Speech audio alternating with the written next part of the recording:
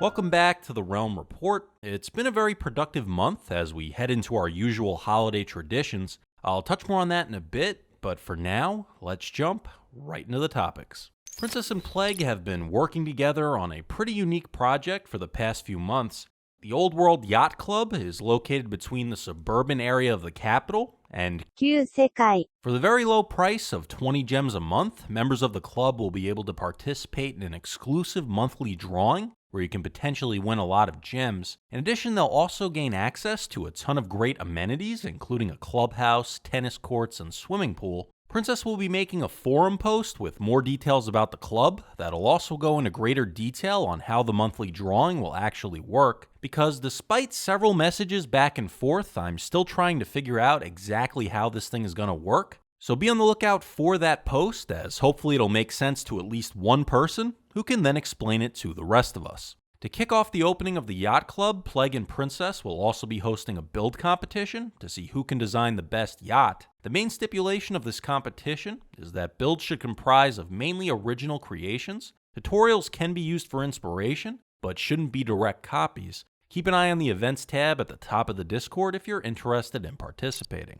After a bit of a delay in scheduling, on November 16th, the third game of the Swimball playoffs finally took place between the Capital Creepers and the Acadian Blaze. This game did not go well for the Creepers, as both myself and Princess had difficulty connecting with the ball. Despite Resculin's best efforts, the Creepers would only score 1 point, leading to a victory for the Blaze. Although the intention was to finish the season before December, finding a suitable time for hosting games has proven difficult, as both teams ideally want to have as many players available for substitutions as possible. But once the season is completed, we'll be heading into the first Swimball off-season. Half-Assed Guy has been compiling a list of potential changes and improvements to the game for the upcoming season, so if you have any feedback you'd like to share about the game or the scheduling format, be sure to send it his way.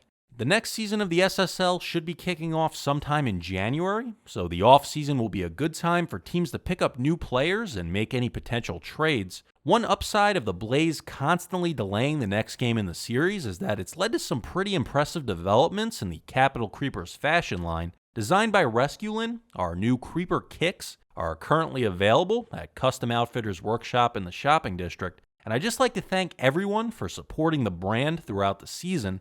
Upton has reported record-breaking sales well into the thousands, which is very impressive considering that there's only about 100 people who currently have access to the server. I think that just goes to show the loyalty of the Capital Creeper fanbase, and we're very proud to be considered the Old World's team.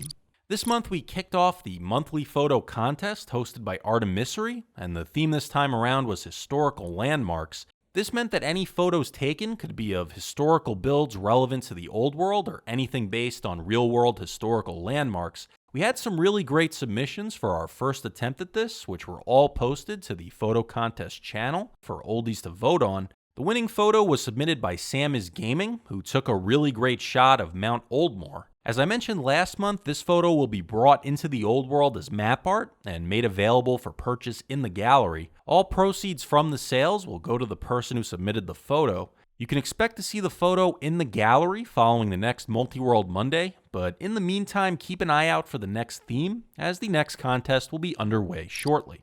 On December 1st, we'll be gathering outside the exchange to decorate the big tree in the capital for the holidays. This has been something we've done for the past few years as a way to kick off the month of December. The actual decorating of the tree hardly takes any time at all, so feel free to hop on and join even if you only add 1 or 2 things. We already have several shulkers of decorations available from last year, but any new blocks released with the Trails and Tales update will need to be brought over and donated. If you can't make it for the actual decorating of the tree, you can always add something afterwards. It's just more fun to do as a group, so I hope to see you over there to help decorate the tree.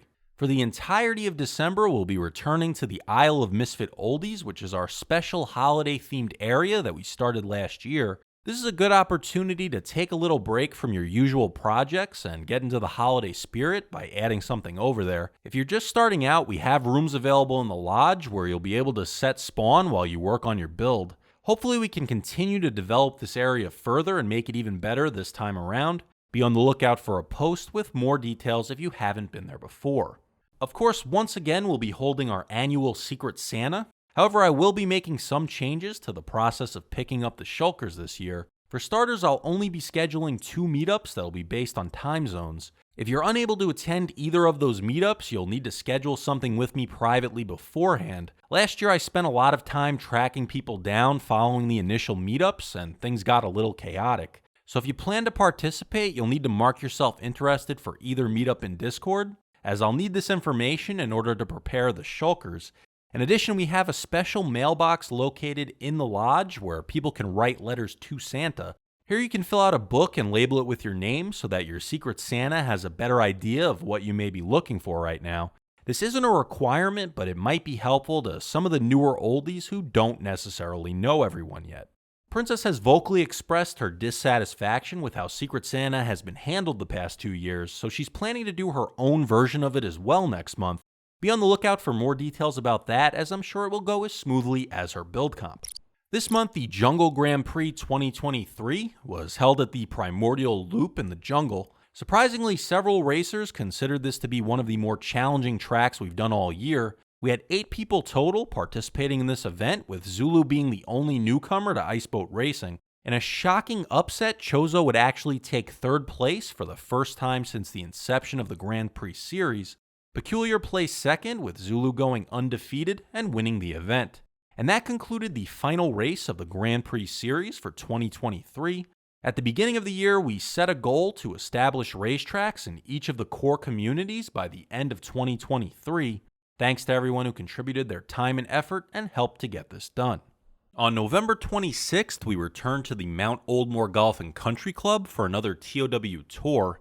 We had 10 oldies competing in this event, with several newcomers trying out Ender Golf for the first time. To streamline things a bit, I made a temporary adjustment to the sleep percentage on the server. In the past, we've had to coordinate sleeping with up to 17 people at once, but this allowed us to continue the game without much interference from mobs. Black Lightning would win the event with a score of 29, having previously won the Old World Open with 28.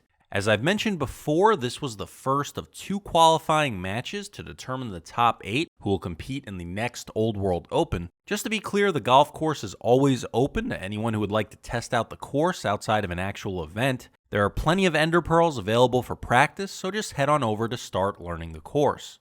Since we'll be returning to the Isle of Misfit Oldies next month, we'll of course be holding another Drop Zone event as well. For those who don't know, Drop Zone is a spleef battlefield where teams of oldies compete against each other to drop the opposing team through 10 levels and eventually into the lava below. Where last year we attempted this with 2 teams, this year the plan is to make it even crazier by having 4 teams competing against each other simultaneously. However, anyone who joined this last time knows just how laggy this game can get with all the floating entities that get left behind. So this year we'll be attempting something new by turning off tile drops throughout the duration of the event. This means that any block broken during this period will essentially vanish into nothingness. However, this means that participants won't be able to collect snow during the event, so instead a few stacks will be provided in your locker room beforehand. But anyone who's on at the time will need to remain mindful about using shulkers or breaking anything of value, because you'll run the risk of losing it while tile drops are turned off. As for how the game itself is played, there's already a video on the channel that'll go more in depth on what you can and can't do while in the Drop Zone arena. With that said, Drop Zone 2 will be held on December 17th. And that wraps things up for this edition of the Realm Report. See you on the server.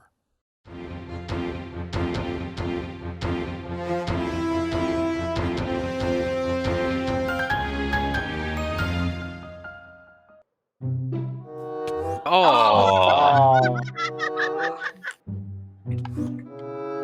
Oh. Oh my god. Rudy!